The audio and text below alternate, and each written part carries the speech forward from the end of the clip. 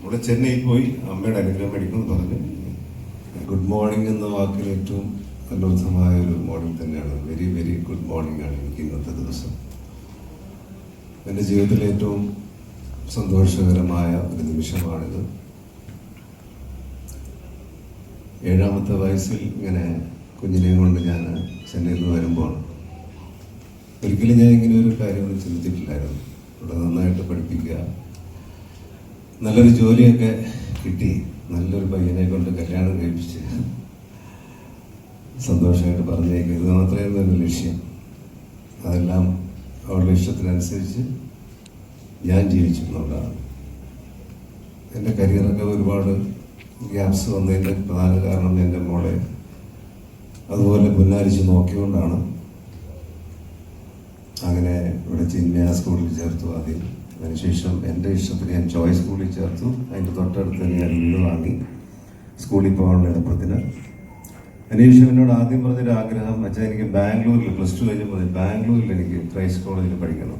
അതൊരു ആദ്യത്തെ ആഗ്രഹം പറഞ്ഞതാണ്. ഞാൻ പറഞ്ഞു ബാംഗ്ലൂരൊക്കെ വേണം, നമുക്ക് പറ്റുന്നൊരു സ്ഥലമാണോ? ഇല്ല അച്ഛാ, ഞാൻ എൻ്റെ കാര്യങ്ങളൊന്നും നോക്കിക്കോളാം, ധൈര്യമായിട്ടിരുന്നോളാം. അങ്ങനെ ബാംഗ്ലൂർ വിട്ട് ബാംഗ്ലൂർ ക്രൈസ്റ്റ് കോളേജ് കഴിഞ്ഞപ്പം പറഞ്ഞു എനിക്ക് ഇവിടെ തന്നെ എന്തെങ്കിലും ജോലി ചെയ്യണം. അപ്പം ഞാനത് പോയി രക്ഷപ്പെട്ട് ജോലിയൊക്കെ ചെയ്ത് അങ്ങനെ ഇതാകുമെന്ന് വെച്ചു. അങ്ങനെ ബൈജൂസ് ആപ്പ് എന്ന് പറയുന്ന അന്നത്തെ ഒരു പ്രബലമായ കമ്പനിയിൽ ഞാൻ അതിൻ്റെ ഒരു ഒഫീഷ്യൽ ഒരാളെ വിളിച്ച് ജോലി വാങ്ങിച്ചു. അങ്ങനെ ജോലി വാങ്ങിച്ചു കൊടുത്തു. അങ്ങനെ കുറേ കാലം ബൈജൂസ് ആപ്പിൽ വർക്ക് ചെയ്തു. അതിനുശേഷം അവളുടെ സ്വന്തം ഇഷ്ടപ്രകാരം വേറെ 1-2 കമ്പനിയിലും ജോലി ചെയ്തു. അപ്പോഴൊക്കെ എനിക്കൊരു ടെൻഷൻ ഉണ്ടായിരുന്നു, സിനിമയിലേക്ക് വരുമോ? കാരണം ഞാൻ എൻ്റെ കാര്യങ്ങൾക്ക് ഞാൻ ഒട്ടും സെൽഫ് മാർക്കറ്റിംഗ് ഇല്ലാത്തൊരു ആക്ടറാണ്. മലയാളത്തിൽ ഇത്രയും സെൽഫ് മാർക്കറ്റിംഗ് ഇല്ലാത്ത ഒരാൾ ഞാൻ മാത്രമേ കാണുള്ളൂ. ഇപ്പോഴും ഞാൻ എന്നെ ഏതെങ്കിലും സിനിമയ്ക്ക് വിളിച്ചാൽ മാത്രം പോവുക, ആരെയും വിളിച്ച് ഉപദ്രവിക്കാതിരിക്കുക എന്നുള്ളതാണ് എൻ്റെ ഒരു തത്വം. അപ്പം അങ്ങനെ ഒരാളുടെ മകൾ ഇങ്ങനെ സിനിമയിലേക്ക് വരുമ്പോൾ വന്നാൽ ഞാൻ എങ്ങനെ അത് മാനേജ് ചെയ്യും എന്നൊക്കെ ഉള്ള പേടിയുണ്ടായിരുന്നു.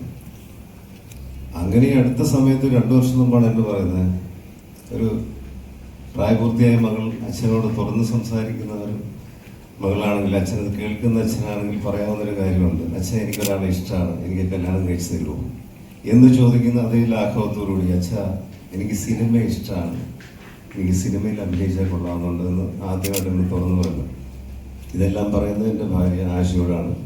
ആശ അവൾക്ക് അമ്മ മാത്രമല്ല നല്ല സുഹൃത്തും കൂടെയാണ്. അതുകൊണ്ട് എപ്പോഴും ആശയോടാണ് കാര്യങ്ങളെല്ലാം കമ്മ്യൂണിക്കേറ്റ് ചെയ്യുന്ന. ആശ വഴിയാണ് ഞാൻ അറിയാറ്. അപ്പോൾ ആശ പറഞ്ഞു, മോൾ അച്ഛനോട് തന്നെ പറയാൻ പറഞ്ഞു. അങ്ങനെ ഒരു സുപ്രഭാതത്തിന് എന്നോട് പറയുകയും ഞാൻ ഒരിക്കലും നോ എന്ന് പറഞ്ഞില്ല. കാരണം അവളുടെ ഇഷ്ടമാണ്. ഒരിക്കലും എൻ്റെ ആഗ്രഹം വരെ ആണെങ്കിലും മോളത് ആഗ്രഹിക്കുന്നുണ്ടെങ്കിൽ നടത്തി കൊടുക്കുക എന്നുള്ളതാണ് ഒരു പിതാവിൻ്റെ കടമ. ഞാൻ വിശ്വസിച്ചു. അങ്ങനെ നമുക്ക് വനിതയിലൊരു ഇൻ്റർവ്യൂ കൊടുക്കാം.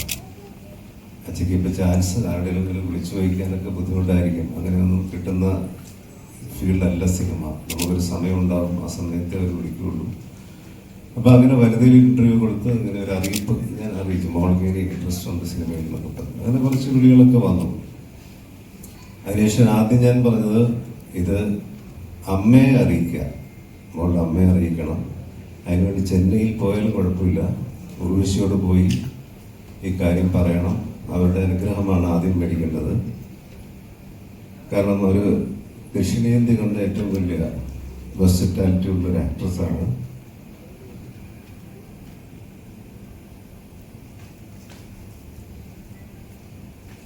അങ്ങനെ ഒരാളുടെ മകളാണ്. അപ്പോൾ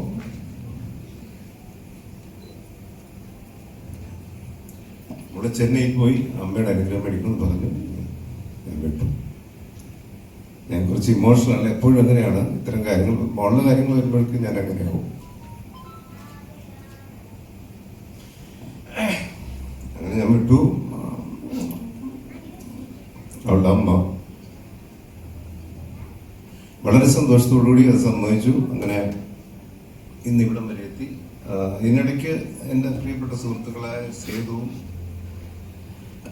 അലക്സുമാണ് ഇതിൻ്റെ പുറകിലേക്ക് പ്രവർത്തിച്ചു വന്നത്. സേതുവിനോട് പറഞ്ഞു, മനോജേട്ടാ മോൾക്കൊരു നല്ല റോളുണ്ട്, നല്ല പ്രൊഡക്ഷനാണ്. മുഹമ്മദ് സാലി എന്ന് പറയുന്ന സഹൃദയനായ പ്രവാസിയായ ഒരു പ്രൊഡ്യൂസറാണ് വരുന്നത്. ഡയറക്റ്റ് ചെയ്യുന്നത് ഫിലിംസൊക്കെ ചെയ്തിട്ടുള്ള ബിനു എന്ന് പറയുന്ന പുതിയൊരാളാണ്.